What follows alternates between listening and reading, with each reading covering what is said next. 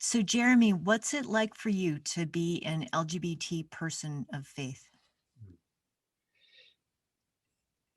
Recently, someone said something to me that has just like stuck in my heart. Someone said, everybody deserves the chance to know God. And somehow, I'm 44.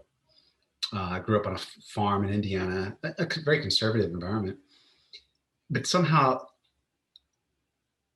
I got a misunderstanding of like how theology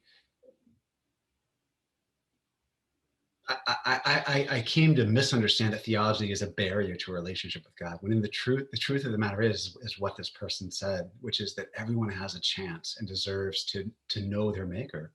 And that message getting misconstrued is no one's fault. It just happened. We live in a society inundated with information, but it's a tragic misconception because then people um, feel like they don't have access to God.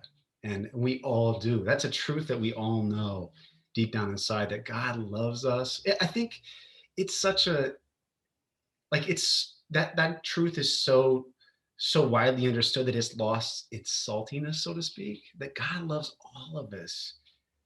And it's just that simple. And when I hear things now that I know that truth, I mean, I walked away from God in law school. I tried for the last time. I tried reparative therapy. I tried to tough it out, and that just white knuckling it. Anyone familiar with addiction, a 12-step knows that white knuckling it is not going to do it. Whether it's an addiction or whether it's changing your sexual orientation or whatever the case may be. And because white knuckling failed, I just walked away. And um, only by God did he reach back. And ever since he's reached back, like I have no doubt that God loves me, and I'm not afraid. I'm not afraid of like differing views on sexual orientation and God. I'm not afraid of it. I embrace that because it's understandable that we're going to arrive at these different conclusions, but we still have something truer that we share, which is that I know and you know, and people know that God loves all of us and has our best interests in mind. And we're just learning how to, as a community, a diverse community that definitely is not going to agree on a whole bunch of stuff, like Kim was saying, how we're to get along. It's the story of that's the story of humanity. This has been going on like prior to Jesus, after Jesus, like humans learning to love each other like God loves us.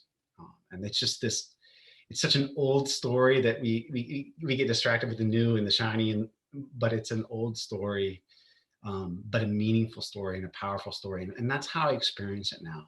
Um, Look, you got to check your pride as a gay Christian. You got to check it.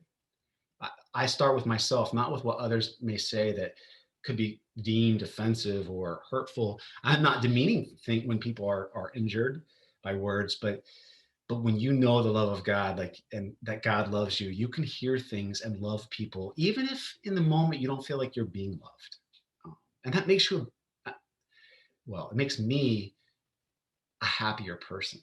Um, to to just channel God's love. Like I said, I'll say it one more time. Like everybody deserves a chance to know God, and there's nothing more joyous than to reconnect people with their God.